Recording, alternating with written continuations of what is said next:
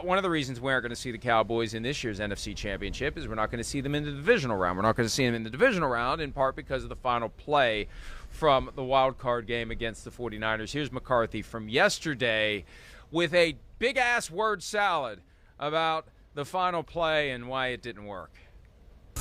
Well, in this particular instance, I think when you see Tyler get the ball, he looks for the umpire.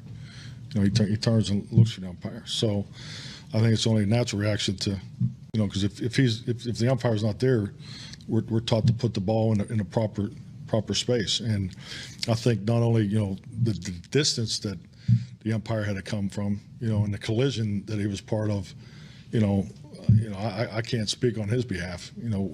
What he saw, actually, what the spot was. As far basically on the way it all happened. So, usually, the training tapes will show you, 9 out of 10 of them are a tap and we call it a 3-2-1. The clock's coming down 3-2-1 because you want to snap that ball right at 2 seconds. So, yeah, I don't have any problem with our mechanics. But, if the umpire's right there, give it to him. Because, we talk about 2 resets. Everybody's got to get set, and then there's a potential reset if the ball's not properly spotted based on how the ump feels in it. But, trying to eliminate that step, if you put it right on the hash, on the edge of the half with the tip on it, which is the same mechanics that the umpires use, then you're hoping to save a step there, where that's usually when it becomes a tap. And it's really, my understanding is, as long as they have what they feel is an appropriate spot, which usually in that instance, coming down to the wire like that, you usually get the tap there. That's a prime example of if you talk about something long enough, people will forget what the hell you were talking about. Yeah. And they'll quit asking you tough questions about it. Look, bottom line, you didn't practice it well enough. You didn't account for the umpire having to bust his ass and run 30 yards to get in position. And the umpire, you watch this over and over again, he did everything in his power to help you get the ball set so you could snap it. And he did everything he could. I've watched and it you on were the coach's oblivious. Film. Right. And you're oblivious to the fact. How are your players oblivious to the fact that they need to open the door? We're talking about claustrophobia in a closed casket. The casket's closed right there. The ump can't get through. What kind of coaching failure? What kind of player accountability and execution failure is there to not let the most important thing happen? This is the one play where the most important thing happens after the play ends, right. Not during the play. You're getting your yardage. You're taking advantage of a clear opening in the defense because they're finally covering the sidelines. You're going to get your yardage. The most important part of that play is what happens after the play. Yeah. And it was completely not on the radar screen for anybody who was in the position to get the hell out of the way so the umpire could spot the ball. Failure of everything, coaching, execution, everything by the Cowboys. Yeah, I know something we were texting about a little yesterday, where you were like, I don't agree. I don't agree with the people saying it was a bad call, a bad play call, and I'm with you. Well, because Tony Romo was saying, Dallas fans should be upset right now. That he set the narrative for 50 million people. The Dallas fans should be upset. If they should be upset with anyone, they should be upset with McCarthy and Prescott. Frankly, I misunderstood. I think your text, and so I thought you meant like the play call Maybe itself, the quarterback, the draw. I thought you were more referring to that in the text message. The quarterback draw was a great play. It was great. Again, I think what can be debated here was with 14 seconds left, you can't let Dak Prescott run 17 yards. I think that's where you're really pushing the limits there of whether you can get everybody lined up and spike the ball. Secondly, all the things you explained, you're spot on. The process and how it was handled and the attention to detail was not right. Within that too, listen, I still got issues with that ball was spotted 3 yards ahead of where he started his slide. I mean, everybody on the Cowboys was offsides when that ball was snapped. Everybody. It was not close. In fact, I don't even know what were they going to do if that ball did get spiked there and they decided to say 1 second. And then you look at the clock and you look at the replays and you go, wait, no, everybody on the Cowboys is offsides. Everybody. And the referee, even at the top of the screen, the line judge at the top of the screen, he's got it marked off at like the 25.5, and he tries to change the line of scrimmage here. You can see him at the top when the ball starts to get snapped. Look, he moves up, even though that's not where the ball spotted. Yep.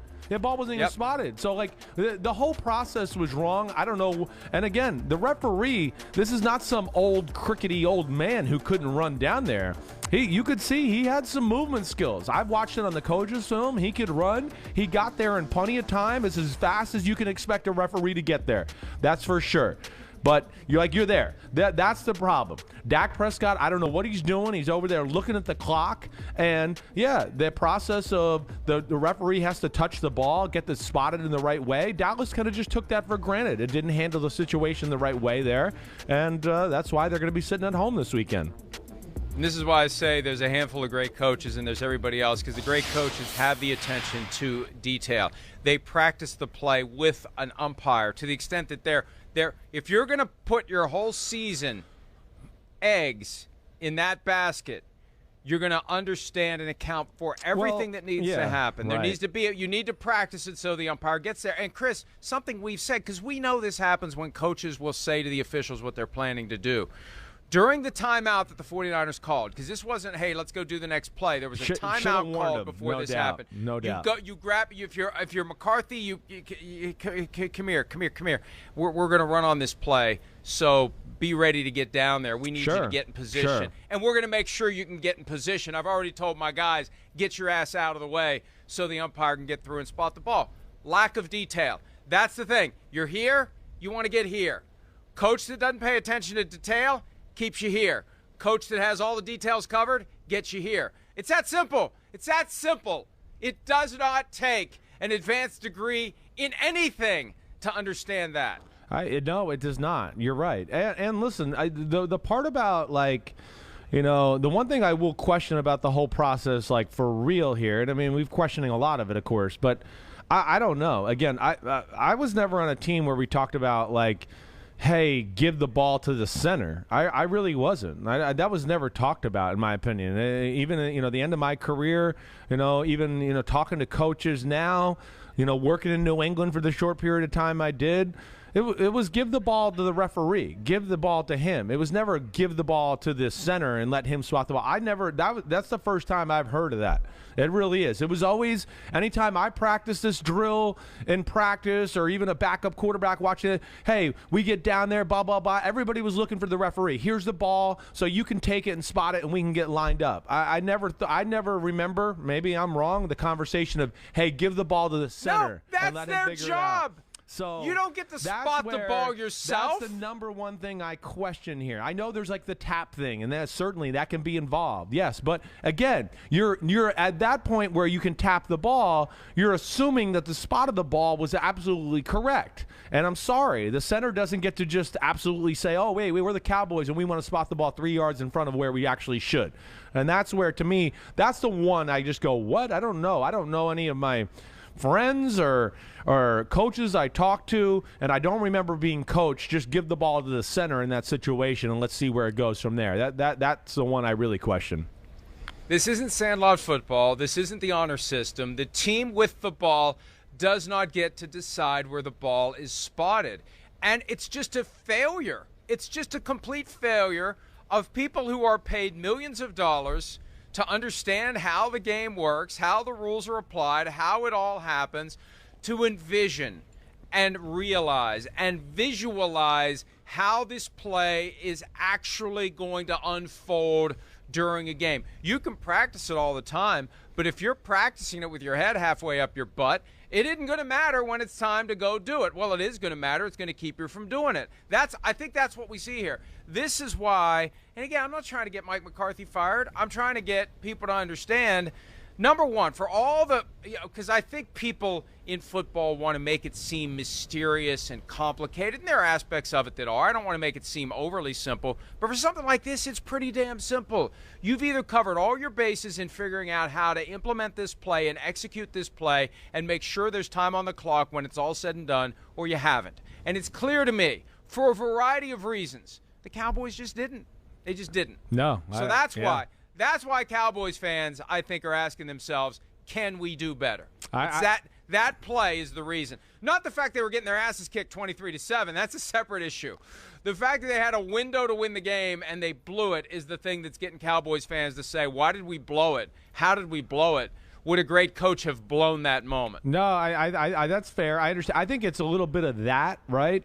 And the way sometimes he has handled the post-game press conference or the Monday press conference after some of these blunders, that's maybe a little more troubling than actually what I see on the field at times, where there just seems to be a stumbling and mumbling, and you can tell an insecurity almost about how it's being explained. It's not ever being explained with, absolute conviction, because we have all the details right and they're all right here and I got it, and it doesn't matter. You go back to last year's opening game when they started the season in LA, right, and had that game, and they had the end of the game clock management blunders, and there was a few last year where not only does it not go the right way on the field, he sometimes doesn't make you feel warm and cozy and confident in the fact of how he answers it to you, where you go, wait, does he really understand it or get it?